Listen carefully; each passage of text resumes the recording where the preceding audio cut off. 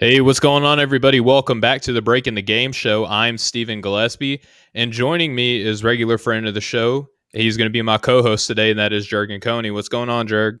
Nothing much, nothing much. Glad to be on again.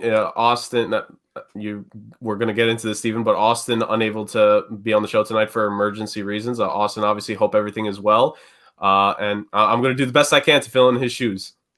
Yeah, I mean, if I love Austin, love him to death, and again, prayers up for him and his family. Know that he's got stuff going on. He's okay, like nothing imminent or grave or anything about a situation, but definitely miss him tonight. But Jurg, man, like if couldn't have him, you're the next man up. You're the guy that I want. So, obviously thrilled to have you tonight. Appreciate it.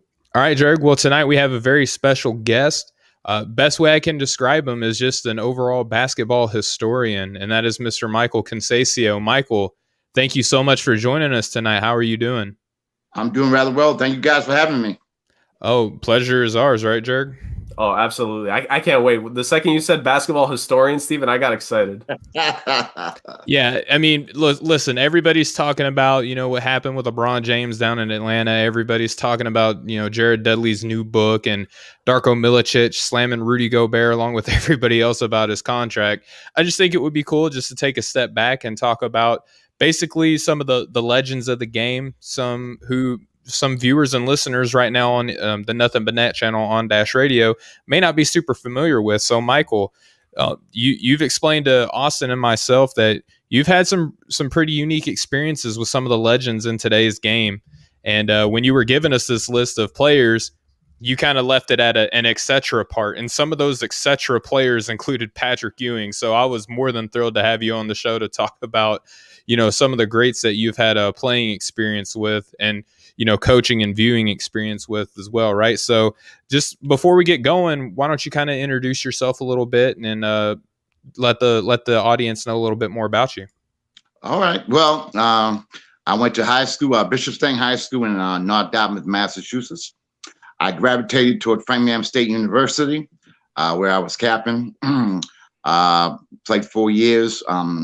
I was number 3 in the nation in 1980, I believe. I played on a team with a guy who led the nation in scoring. His name was Mark Van Valkenburg, who ended up trying out with the Celtics, but he didn't make it.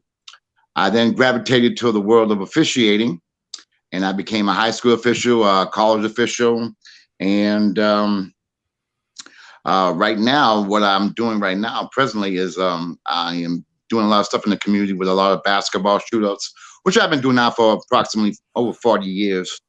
We have an outstanding pool of talent, and I primarily am involved with that. I'm retired from the Department of Corrections after 30 years. I've been fortunate to have the friends that I have, which have given me the access to a lot of the plays that we'll be talking about. So I've been very blessed. Yeah, it certainly sounds that way, right, Drake? Like you hear all of those things, like that's a dream for just so many people in of itself. Just that part alone, right? Absolutely. And him saying that he played with a player in high school that, could have made the Celtics potentially, like that in and of itself, a lot of people don't get to experience. Then go a step beyond that you end up meeting and working with some of the game's greats. That's awesome. Yes, I've been blessed. I've been very fortunate, and that's kind of what I like to do now is share my stories and my experiences, because they are unique, especially someone coming from a small city in New Bedford, Mass. And to experience what I've experienced is pretty special, if you ask me. Absolutely. And we're more than thrilled to have you on here. So, Michael, that's just tip of the iceberg. Let's kind of chisel away a little bit at some of your experiences with some of these legends that you have here. So one of just the small names that you mentioned to us that you have experience with is Tiny Nate Archibald. So what's kind of your history with Nate there? This is a good one. You guys are going to love this one. Again, back in the day, what happened was the Boston Celtics, what they were doing back in the day is they were developing courts in the urban areas, Boston area and surrounding areas. And they happened to come to New Bedford. And they had Nate Archibald, who was there to do the honorary basically helping out with the courts and establishing and honoring the court itself. It was called United Front. I was about 13 or 14 years old, to be specific. And what he did was he grabbed about 6 of us, and we got the opportunity to play against him one-on-one. I scored against him, matter of fact. Oh, we got the opportunity to play against him. And here's what's unique story.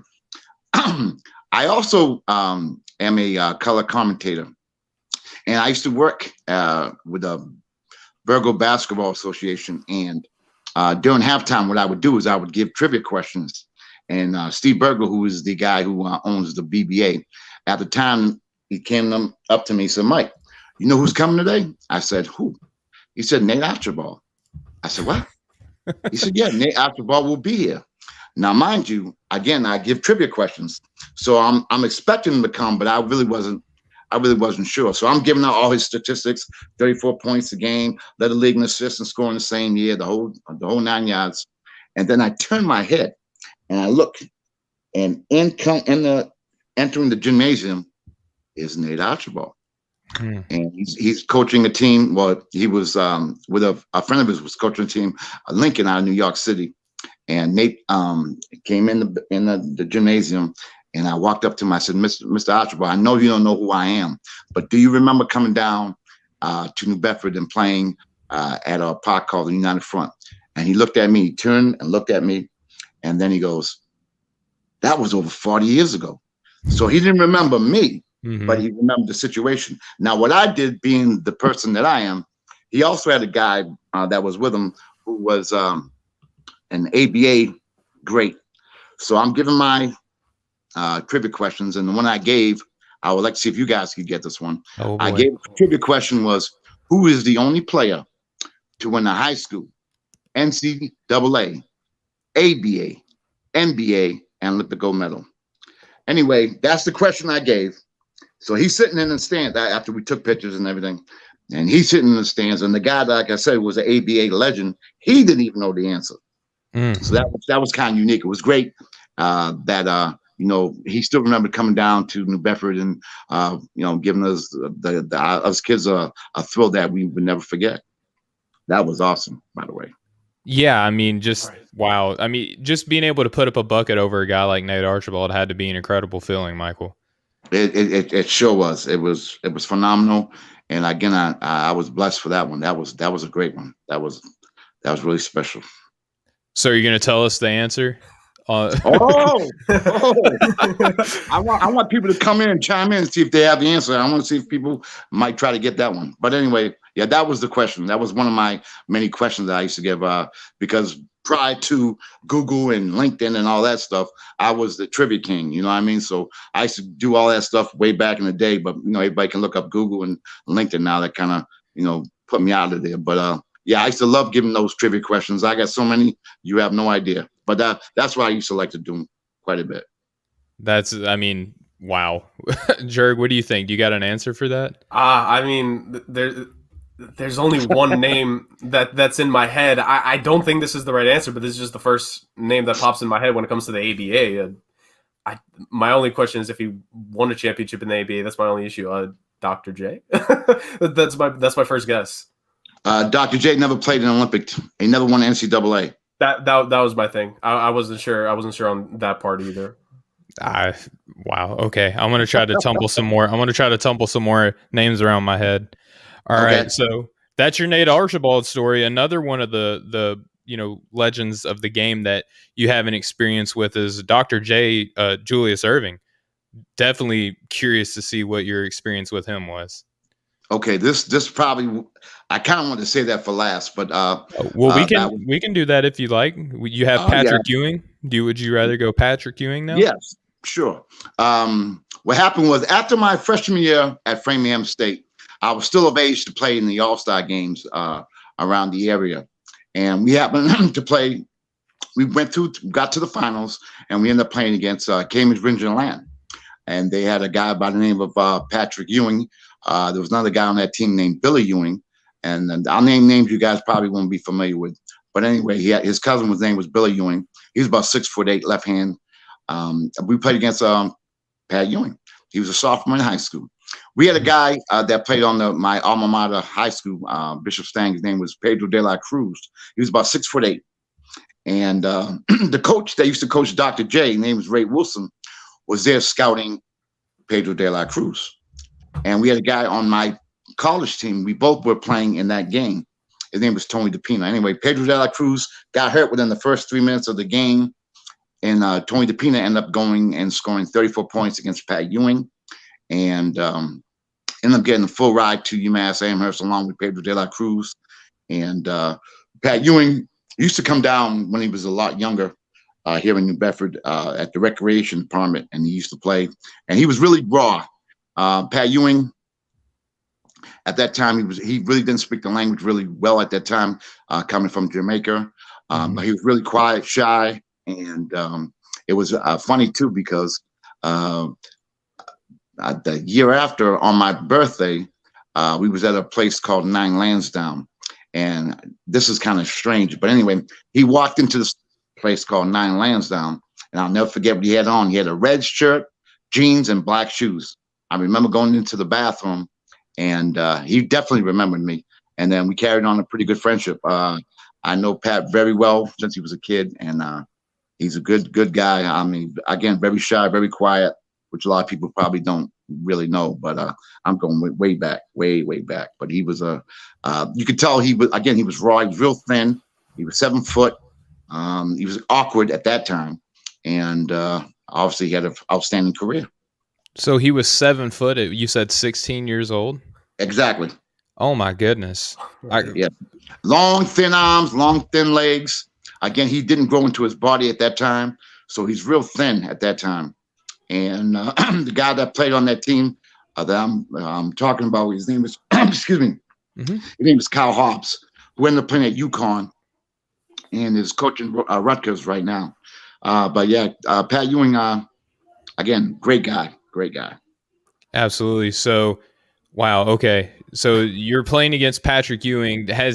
At this point, has anyone given him any scholarship opportunities yet? Did they go as young as 16 back then for recruiting?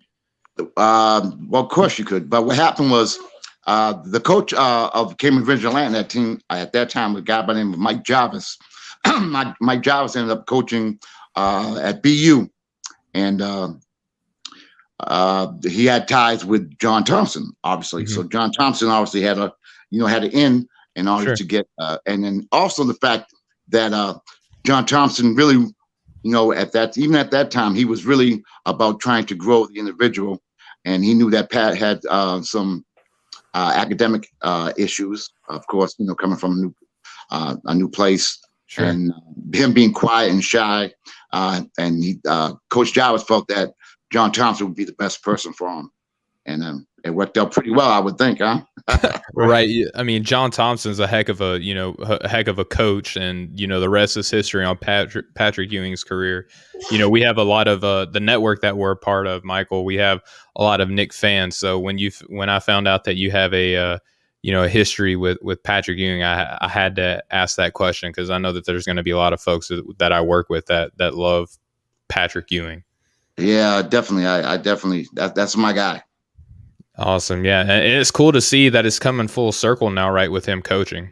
It sure is. And he has learned from, his role model, and he's paying it forward. You know what I mean? And what's even more unique, which is really funny too, guys, is that one of my best friends in the world is Dave Lato, who is the head coach of DePaul. And Dave Lato and Pat Ewing used to go at it as players. And now they go at it as coach in the Big East. So they coach against each other in the Big East. So it's kind of brings back a lot of fond memories. You know what I mean? It's pretty interesting. Absolutely. So, I mean, you stay in the game long enough, you kind of live to see that full life cycle take place is what it sounds like when you make it up, as becoming an NBA legend and then getting into the coaching ranks. Yeah, definitely. Jerry, you got any Patrick Ewing questions? Just a quick one in regards actually to mentioning now him being the head coach at Georgetown. If you ever got to have a conversation with him, or at least what you know about him, like how much did it really mean to him to end up becoming the coach of Georgetown, paying homage to the man that helped him so much in John Thompson, and now wanting to do the same thing in that position. Oh no, we seem to have lost our guest. All right, so we're gonna have to adapt and roll here on the fly then, Right. Jurgen. So Yeah. we learned a little bit about Patrick Ewing. We learned a little bit about Nate Archibald. We have that trivia question. One guy that I was thinking about throwing out there was Moses Malone. That was another one of the guys that I was kind of curious to see if that would be, another guy that fit all those bills that he had there. That could be it. I think that's a strong chance because NBA, he definitely won it. High school, Mm-hmm. I'm pretty sure he won in college. I think he had to back in the day with bigs dominating in the NCAA. My ABA. My only question is the ABA and the Olympic gold part. Like, just ABA is my lack of historical knowledge with the ABA. I know a good chunk, but in terms of remembering champions off the top of my head, that's where I struggled with it. Yeah, and that's where I was trying to, kind of generate names that I knew had that experience in the ABA. So that's why I'm thinking Moses Malone. So if we get him back, I definitely want to pose that question to him. But other than that, Jerry, what we can do now is, we've regained our guest here, Michael. Sorry about that. Technology is strange. You know what I mean? Yeah. No, we totally get it. We kind of talked a little bit about your trivia question. I'm curious to see, is it Moses Malone? Negative. Moses Malone never played. Never had an Olympic gold medal, and Moses Malone came out of high school. Never went to college. That's right. That's right. Jeez, you're kicking our butts, Michael. Yeah, that's my intention, guys. I understand. You're making us better. A lot of people would be upset about that, but not us, man. We love the knowledge of the game, and definitely appreciate the school that you're bringing to us. I appreciate you guys. You guys have a great show. Oh, that means a lot, Michael, especially with everything that we're learning about you. The fact that you enjoy our show, that speaks volumes to, just how humble that I am just to even have you on the show. So, Michael, the last person that I want to ask you about, last player, before we get into some other questions that we have for you, is Dr. J. So this would be the last player specifically that we ask you about. So dying to know what your experience with Dr. J is like. Okay. I don't know if you guys are probably too young, but there was a work stoppage, NBA, ABA work stoppage, excuse me, in 1976. There was a lockout, and the NBA wanted to draft 4 teams from the ABA. The Denver Nuggets, San Antonio Spurs, and two other teams. I can't recall off the top of my head. But anyway, so there was a lull in time. There was a guy by the name of Tommy Lopes who happened to be at UMass Amherst with Dr. J. And the powers that be invited Dr. J to come and do a clinic at New Bedford High School. And I remember reading about him, in Sports Illustrated, or, hearing stories about him, but it was more of a fantasy as opposed to a reality. Mm-hmm. So basically what happened was, I said, well, I got to go see this guy. And sure enough, 5,000 people at New Bedford High School. Dr. J walks in. He had, again, I remember this vividly, had a gray top, gray pants, and white Converse sneakers. And he walked in, and he had a ball. And he specifically, which I believe it now, but at that time I really wasn't seeing it. But what he did was he stressed fundamentals. What he did was he talked about all the fundamentals, and people went there to go see him dunk and do all this stuff. But what he stressed was the fundamentals. And he said, I may make it look easy, but I had to work at it. I had to really, really work at what I did. And he wanted to stress about, going to school and stressing the fundamentals. So the crowd's getting a little antsy at this time. So then what happened was he said, I want the highest leap. Give me the biggest leaper you got in the crowd. Give me the highest leaper. A guy by the name of Gus Hodge. He's about 6'6". He comes down, and Doctor shakes his hand, and he says, Gus, do me a favor. Touch the net with 2 hands. Gus goes and touches the net with 2 hands. He said, Gus, touch the backboard with 2 hands. Gus touches the backboard with 2 hands. The look on Gus's face is like, man, this is nothing. He said, Gus, touch the rim. Wait to hear this. He said, Gus touched the rim with 2 hands. Gus touched the rim. He got his shoulders out like, he's all that. Mm-hmm. Then Doc said, okay, Gus, do me a favor. Touch the net, 2 hands without bending your knees. The crowd's like, what? He said, touch the backboard, 2 hands without bending your knees. Think about it. And then he goes, touch the rim, 2 hands without bending your knees. Of course, Gus couldn't do it. And Doc, at that specific moment, grabbed 2 balls. Now, if you guys got the computer, you guys can go look. In the 1976 All-Star game, where he's going against David Thompson, George Gervin, Alice Gilmore, Larry Keenan, Donnell Hillman, the whole crew, he does his exact dunk. What he does, he goes up with 1 hand, boom, other hand, boom, 2 hands with 2 balls without bending his knees. Oh, my goodness. Anyway, the crowd goes absolutely berserk. So then he goes, all right, give me the 5 or 6 best players in the building. So everybody's, looking, and they're all nudging me. They're nudging me. And I go down there. So we all go to half court. And we get to meet him. That's when I saw how big his hands were. His hands were extremely huge. Now, mind you, there's 5,000 people there, so I'm nervous.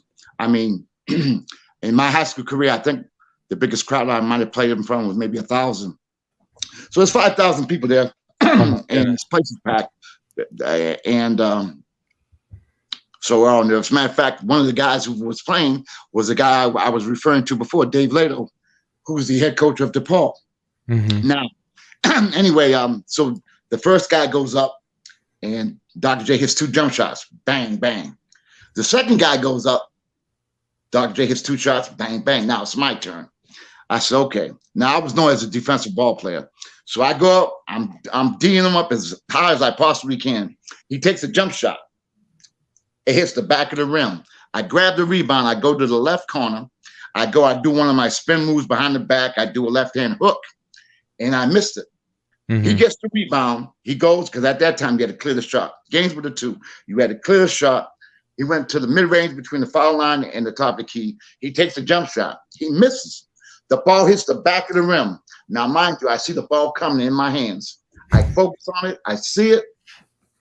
All of a sudden, you see this big hand snatch the ball, goes and does a 360 dunk, and the place goes, forget it. Everybody stood up going nuts. And you're trying to figure out what happened at this point still, right? Exactly. It was crazy. So then a couple other guys, he dunked on them. And then what he did was, after that, he told everybody, come on down. Everybody, come down. Everybody got in the semicircle. And he proceeded to do every single imaginable dunk that you can imagine. Only dunk he did not do was the one from the foul line because there was too many people. But he performed every possible dunk you could imagine. And he stood there and gave autographs. I wrote an article about it. You guys can read it when you guys get a chance. Where's that article located there, Mike? All you got to do is Google A Day with Dr. J. It was written by me. So I wrote about the whole experience playing against him. And again, for a guy like that to come down to New Bedford, Mass. and put on a great show that he did was absolutely phenomenal. And to this day, I still, I talk about it like it happened yesterday. It's phenomenal. Again, I've been blessed. Yeah, you painted a beautiful picture, like when you're explaining the part where you're anticipating this rebound just falling into your hands, like probably just a regular day at the office, right? Like just a routine rebound. And exactly. then next thing you know, you're getting 360 dunk shot. Like, at least you got a rebound earlier. I wouldn't have been able to do that, Michael. And the fact is, at least I was able to get a rebound and have a chance to go and score against him, which I did. And you contested his shot. Yeah. Oh, I definitely. Oh, no doubt. He missed 2 shots against me too, by the way. I'm the only one that he missed 2 shots against. But yeah, it was a great honor and a great privilege. And it carried on to, other players that I became really familiar with. Jojo White from the Celtics, Dennis Johnson from I could go on and on, but I know we want to go into other topics, but we got to have you on again to talk about some of these other I mean, Oh we yeah. got to do this again. Just talking about three legends right now, and you got other one. You just mentioned JoJo White, who's one of the most winningest players in NBA history. So that's going to be a good story as well. But I got a better one. I got even a better one. I got Red Auerbach. Okay, yeah, let's we'll book you on and come talk about these guys again. And that's a personal experience. I got one with Larry Bird. I got a personal experience. That's awesome. Yes. I've been fortunate. Steven, it could be a whole show just on Boston Celtics. Like, that's right. That's one team, and a couple of Sixers too, right? So, and a Knick. So all your Northeastern teams there, right? So that's really cool. So Michael, with all of your wealth of experience that you have, you say you've been blessed. It sounds like it. Definitely happy to have you on and sharing your experiences here on the Nothing But Net channel on Dash Radio. I thought it would be imperative on my end just to ask you some questions about the way the game used to be, not necessarily to slam the game today, because as a basketball lifer and a historian, right, like you've seen different styles of play, coaching, the way that the professionals conduct themselves on and off the court, things like that. I'm just curious to see, not necessarily what you don't like about the game today, but maybe some of the things that you miss from the era of, your Tinys, your Dr. J's, your Patrick Ewings? That's a very good question. I go back to 1969, when I was like 10 years old, going back to the library, looking up microfilm, and the games went on. They weren't even on TV then. I remember I had to stay up till like 11 o'clock to watch Sports Channel on Channel 5. But the things that I reflect on the way the games used to be played was, first of all, you knew all the players. I mean, I could tell you every player on every team. And back then there was only 8 teams back then. So you kind of got to know the players a little bit more personally, if you ask me. And the biggest thing that I take away from the olden days was the rivalries. The Celtics in Philadelphia back then, you had Russell going against Chamberlain. 2 guys who really hated each other on the court. Off the court, they loved each other, but on the court, they really, the rivalries. And the basic thing that to this day is the biggest difference from the old days to the new is the fundamentals. Now, back then, a lot of the guys didn't have the athleticism that they have nowadays. So they had to rely on the basic fundamentals. And they were taught the basic fundamentals by the old time coaches. So you had a more less of like the basic fundamental, and the rivalries made the games even more interesting. And they played more of the inner city. Like, for example, the East Coast teams played more games against the East Coast, and the West Coast teams played more games against the West Coast, which developed more of a rivalry.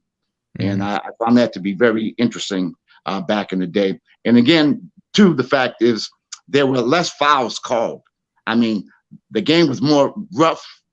I mean, more rough and tough, and the players just played hard. They played harder, and the game was more physical. But you got to earn everything you got.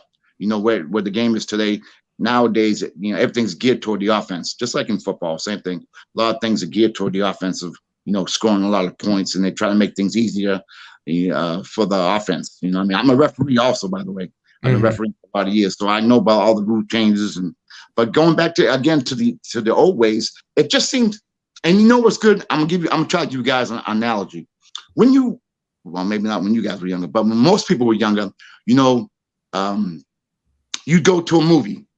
You go to the movie theater, and what was the movie theater? Big screen. Mm-hmm. So the players became larger than life. Do you know what I'm saying? Whereas now everything's watered down. There's 500 cable channels. There's this, there's that. Whereas back in the day, you had games were on. They were tape delayed back then. Matter of fact, if you recall, I don't know if you guys recall, but when the Lakers played against Philadelphia in a championship game, that game was tape delayed. Mm-hmm. That game was tape delayed. So to answer your question, to me, the way the older guys played was the way it was meant to be played, because they didn't have the athleticism, and the game has evolved, of course, with all the the technology, the training, all the things that have happened that we have nowadays. They really didn't have that back in the day.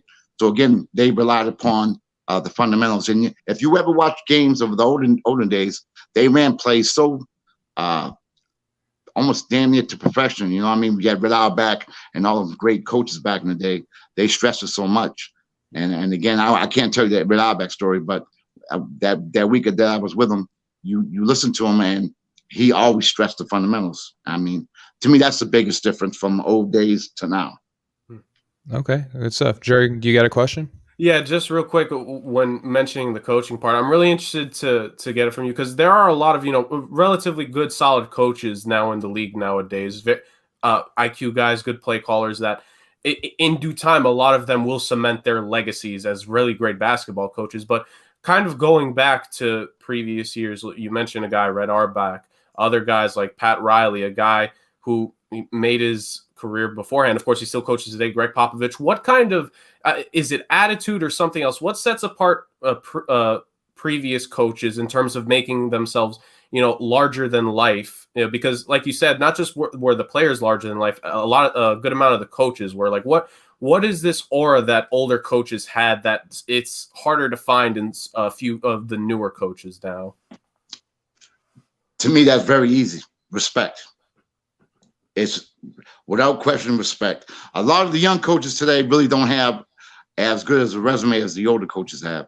A lot of coaches have been in the game for a lot of years. A lot of them have played in the game, like Larry Brown. I'll give you an example. Guys who have played in the ABA, guys who have played in the NBA, guys who have known the game for so many years and who have learned from who taught them how to coach the game. Now they bring it to the players that they coach. But to answer your question, there are a lot of great coaches right now. But what makes things difficult nowadays, especially in the NBA today, you have very little practice time.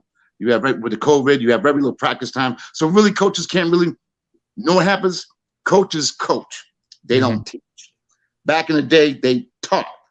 You know what I'm saying? They taught. Now, you have very little practice time. It's more, you're in the film room all day. You're in the film room. You're watching film. You're breaking down film. You're breaking down tendencies. You're breaking down the offense. You're breaking down the defense. It's all film. It's all film. Where back in the day, you had more practice time. You didn't have back-to-back games as much, and you had a lot more time to concentrate. And there wasn't as many players on the team as well.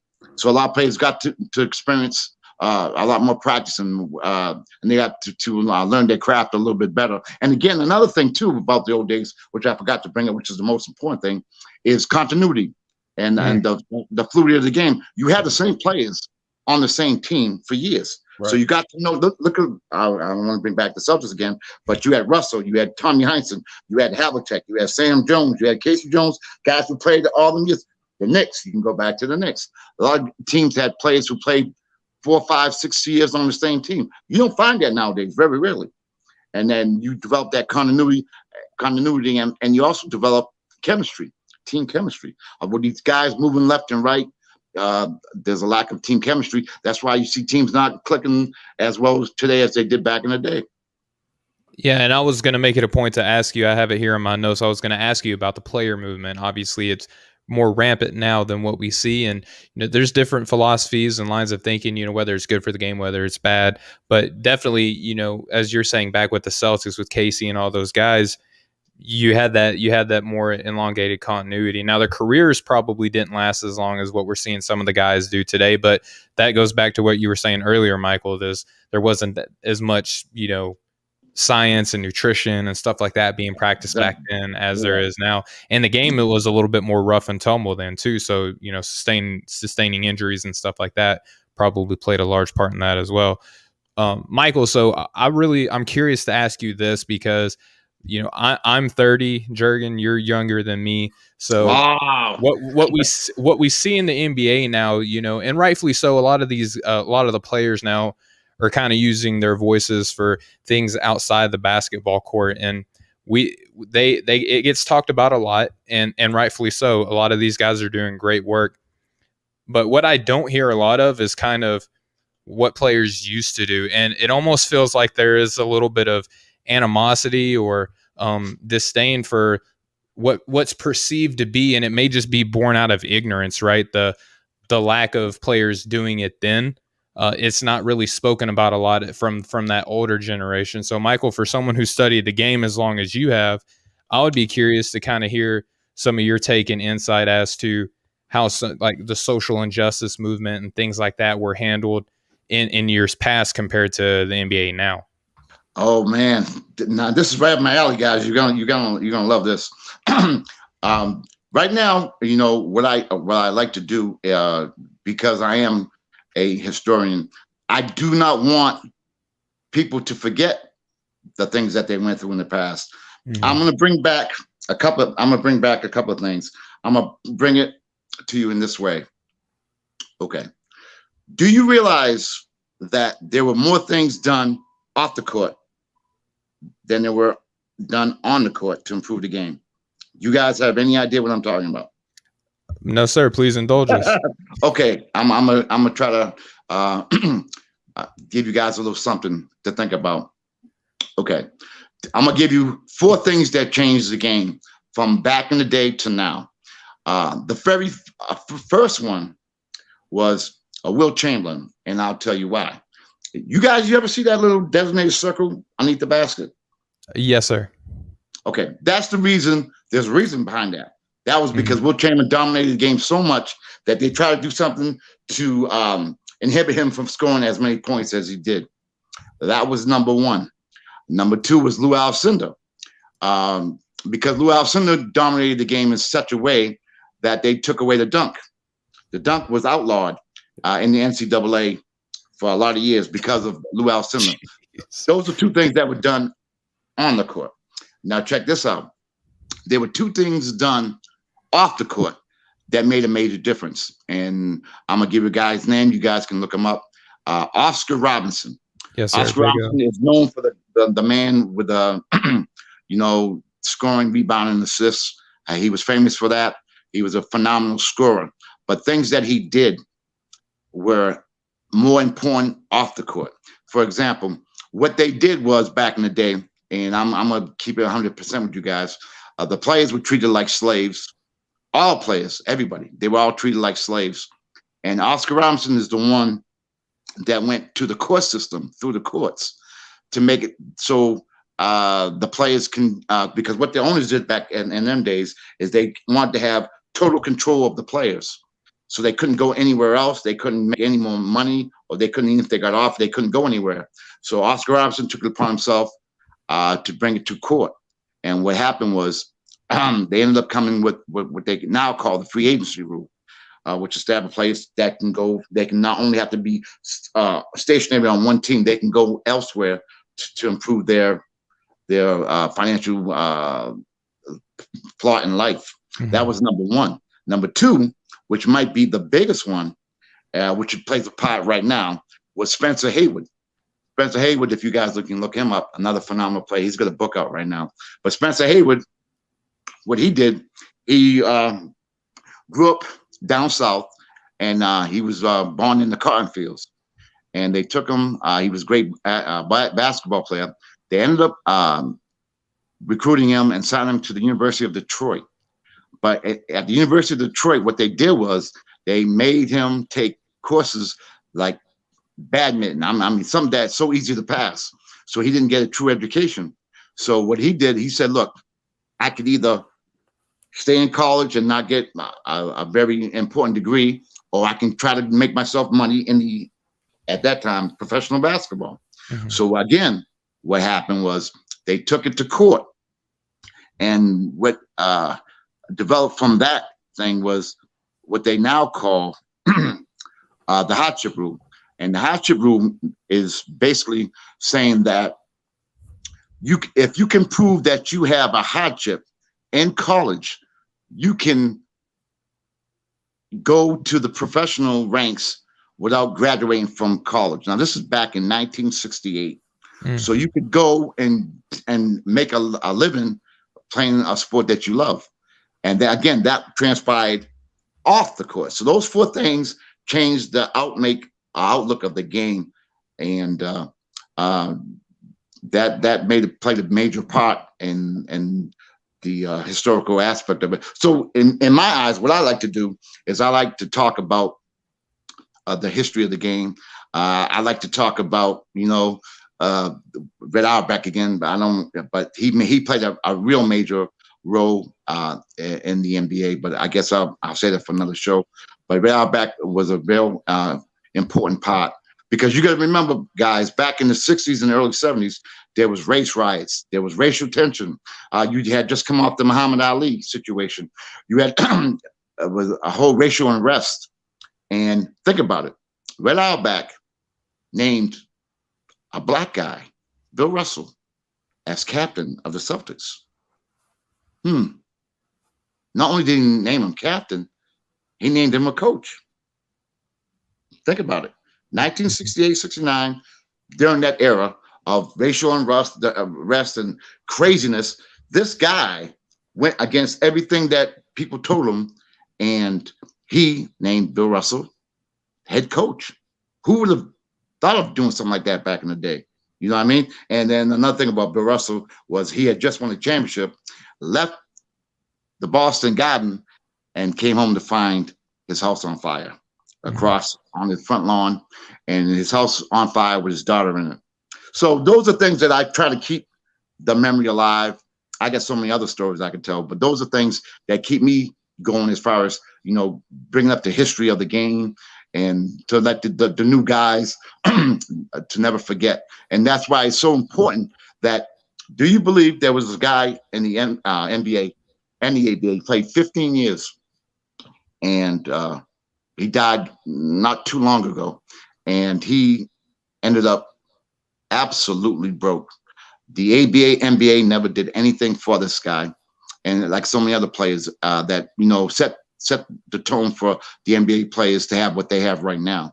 And I have to give a big shout out and a big hug to Chris Paul. Chris Paul is the one who is the head of the Players Association, who went to the NBA and made the point, not just him, again, something that's done off the court. He made a thing whereby the players, the old players, can be compensated. They probably should get more, but I think it's up to $1.8 million, not per player, but that's in the pot for the former players, who some of them can't even pay for their house. Some can't pay for their electric or their car. You know what I mean? Some can't pay for the medical expenses. So things like that nature is what I continually try to speak upon. I know you have some other questions you want to ask, so I don't want to go into detail on that. No, Michael, like, in all honesty, Jerg, he's same. We're kind of like-minded in this aspect. We could not hear enough basketball. Right. And I thought it would be appropriate, one, with just kind of, this new wave of players now, who I'm sure you'd give them credit for all the things that they're doing, obviously, right? But I think it's important to preserve, like you said, that memory of, the foundation that was laid for these players to even have a voice right now, that they can go in front of a camera and freely speak and speak out against injustice, and have right. the financial backing in order to support it as well. And exactly, to help out with these causes. So that's why, and obviously too, with it being Black History Month, and, the NBA is doing everything that it can to, try to reach out to, the HBCUs and things like that. I just thought it would be appropriate just to kind of speak, having a historian such as yourself kind of speak on some of the things that happened, back then in the older generation. So, but thank you so much for that, Michael. That was really enlightening. I learned a lot just from that little 10-minute, dissertation that you gave on how it was then. So, thank you. Yeah. So, we had a whole bunch of other stuff, Michael, but I really want to pick your brain real quick before we close out. Sure. We have a segment that we do at the end called Pass or Shoot, and we want to get your take on this. And obviously, you being a historian, the first one that I want to lead off with, Michael, pass or shoot. So pass means you don't buy it, shoot means you do buy it, right? So pass or shoot, with Joel Embiid and Nikola Jokic being, probably top 3, top 4 in MVP voting. Do you think that some semblance of it, the NBA big man is back? You know something? If you had asked me that about 2-3 years ago, I would say no way. But due to the individual you just named, the big man is on its way back. I won't say it's sufficiently back yet, but to see these big men, 6'11", 7 feet, extending the defense, hitting the perimeter jump shot, great passing, the way these guys pass the ball now. I think the big man's his role was more minimized. I would say within the last 10 years, the big man's role has been minimized because what they've been doing, they've been spreading the floor, letting the forwards and the guards, predominate the ball and dominate the ball and be more of the scoring type. Where the big man was almost saw his way out because now they call it stretch 4, stretch 5. You know what I mean? So they kind of almost took them out the game. But because of the resurgence of these big men nowadays, I mean, I think the big man is getting back. And what's good too is the younger players, they're looking at this, they're observing this, and they're going to be trying to do the same thing. And that's going to be able to potentially change their career. You know what I mean? Now the game before, it was always, develop a post-up move, drop step, left hand hook, right hand hook, the George Mikan moves. Now the game has changed, it's evolved. So the big man now has to be more mobile. He has to be more offensively as well as defensively. And I think, yes, to answer your question, the big man is on its way back. And with the new influx of college big men that I've been watching the last couple of years, it's going to definitely improve. And I think it's a good future for the big man in the NBA. Excellent. Jurgen, real quick, what do you think? Pass or shoot? The big man is on its way back. I'll run with shoot, like he said. I think it's obviously a different look. It's a different model. But when you have guys like Embiid and Jokic, two guys who are going to be on consistent playoff teams, we believe, for years to come, that's going to play a big role in what young players are seeing nowadays. Like from the middle and high school levels, like they get influenced by the professional game more so now than the college game. And to see bigs like that dominating, it's going to influence a couple kids that get some growth spurts as they get older. Yeah, and I'm running with shoot as well. And then I would also include the fact that a guy who can't really shoot but still has a huge impact on the game, and Rudy Gobert, the fact that he can get the contract extension that he had, proving that he is just as valuable to his team defensively as what a lot of other centers that we see now with Jokic, with Embiid, are proving themselves to be as important on the offensive end. Rudy Gobert is still... he's evolving too, and what doesn't get talked about enough is his footwork, his defensive footwork. The fact that he can switch out onto a smaller player, a forward or a guard, and keep them in front of him to where they can't penetrate, where other centers don't have that level of footwork or, hand-eye coordination and mobility that he has, is highly undervalued. It doesn't get talked about a lot. And even guys like Darko Milicic are trying to, pick at our man Rudy Gobert, but I think the big man is on its way back. And Michael, you could probably speak on this if we have more time, but it seems like it's kind of raising back for when we grew up. There was a lot of big men. You had your Duncans, you had your Shaqs, you had all, KG, Dirk, like you had all these big men, and then it phased into, more the point guards or the shooting guards, and then it turned into the forwards, and now it's going back into the big. So it's just kind of cool to see the wavelength of time. But Michael, just thank you so much for the history lesson. Jerg, how do you feel about that? Do you learn a lot? I learned a lot, like some of those stories, especially like I try to learn as much about NBA history as I can. I remember times in middle and high school, like even during my breaks from school, I would literally search up past players and past events and just read up about them to try to learn as much as I could about the game. And to hear some of the stuff that he talked about, especially with what happened with Bill Russell, I didn't know about that. And I myself, I'm a huge fan of the athlete activist, as it was a term that I learned while in college while doing a paper for. And to have heard about that, what happened to Bill Russell, a guy whose voice means so much to the game nowadays, like it's crazy. I never heard anything about that at all. Unfortunately, I lived through it. So, you know what I mean? Yeah. And another reason too, I don't want to, I know you guys, the show's going to end, but as I was talking about the race riots here in New Bedford, my sister got shot during the race riots. So, you know what I mean? It's kind of personal. You know what I mean? I take the fact about the history very personal as far as the sports aspect. And also, just trying to keep their memory alive, you know what I mean? And you know what really made a big difference is sitting down with Red Auerbach.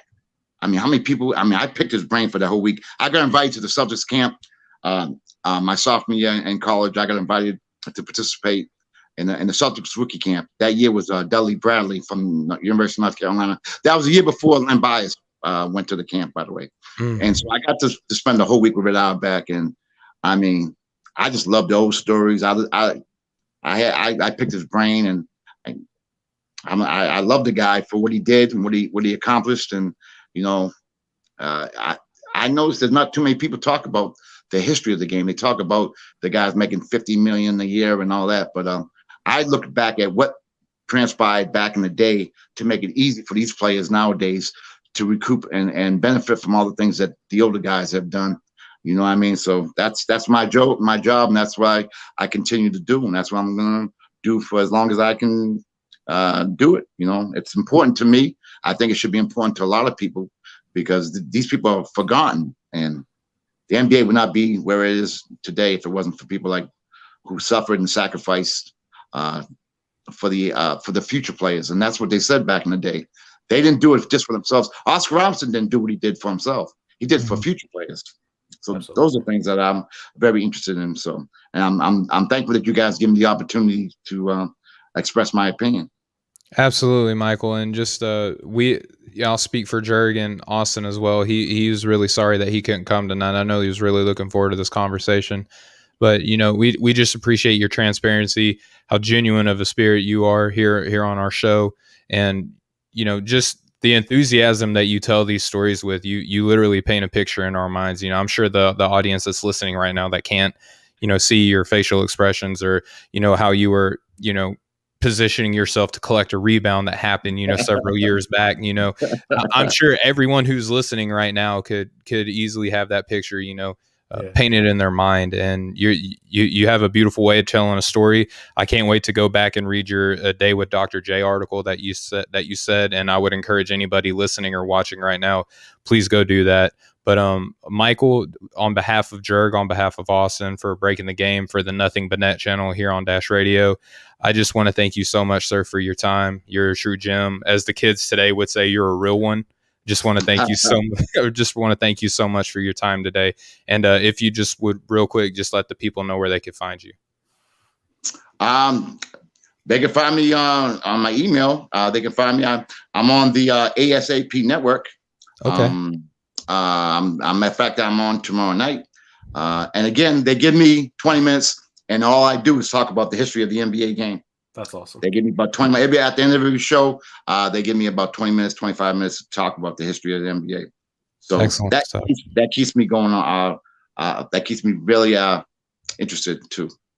Excellent stuff. Well, everybody, just thank you so much for tuning in, viewing, and listening. We had a very special guest, Michael Conceicao, a true basketball historian. Anybody who listened to this show, I challenge you to go look up the stat that Michael posed earlier. We tried to guess if it was Dr. J, if it was Moses. We're stumped now. Who basically won a medal at every level. You know, we're talking high school, we're talking college, we're talking pros, ABA, NBA, anywhere that a basketball was dribbled, this gentleman succeeded at. And you know, if you want to come back, you can message me at Stephen BTG on Twitter. You can follow the show at BTG NBA Pod on Instagram and Twitter, and get back to us with that answer. But Michael, thank you so much. Jerg, thank you so much. This has been the Breaking the Game show here on the Nothing But Net channel on Dash Radio. We're here every Monday and Friday at 6 p.m. Eastern, 3 p.m. Pacific. Please go to offtheballnetwork.com where you can check out all of our written work. We will catch up with you guys next time. Gentlemen, thank you guys so much. Much love, everybody. Thank you.